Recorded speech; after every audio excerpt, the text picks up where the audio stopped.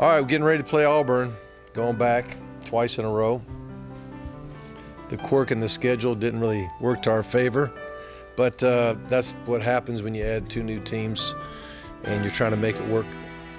We are going back. We're looking forward to that opportunity, play a top 10 team. It's a great game. The South's oldest rivalry, so there's a lot to do with this game. The fans love it.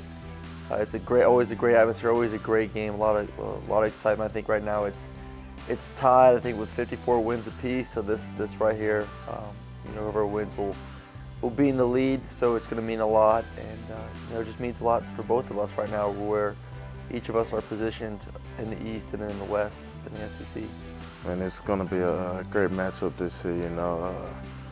Last year we ended up getting them at their place, but this year they're going to be looking for revenge. It's still a hostile environment, even more now that they're ranked in the top 5, top 10.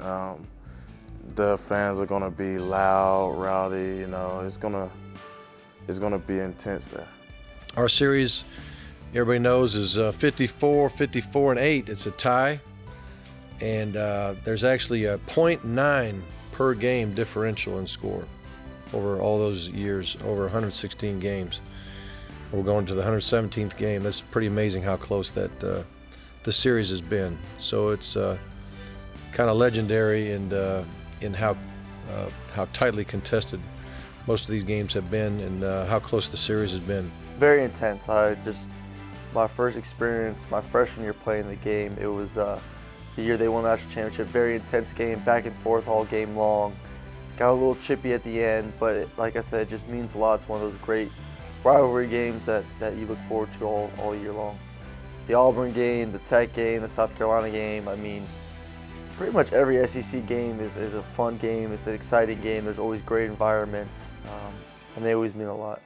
Very impressed with Auburn, what they're doing. I can't imagine how excited their team is and their fans are with what's been happening this season. So we're walking into a situation with a team that is very confident, has a lot of momentum, is already used to winning.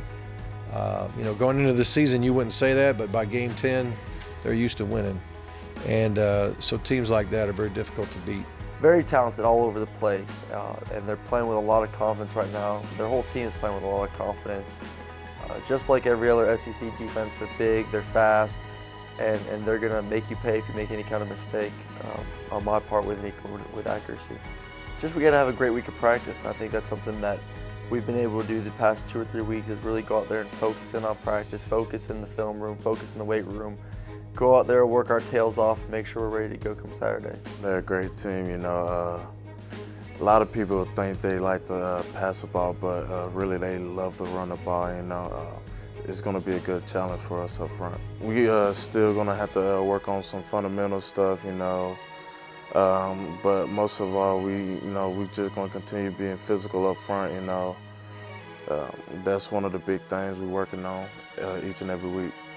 Coming up against a team like this who changed the whole season around in a year, it's going to be real good to see where we are and how we can handle something like this. We just got to stay focused. We understand that obviously we need some help, but we know we need to take care of business ourselves to put us in a position that if Missouri does lose 2 of their remaining games, that we're ready to take over the East.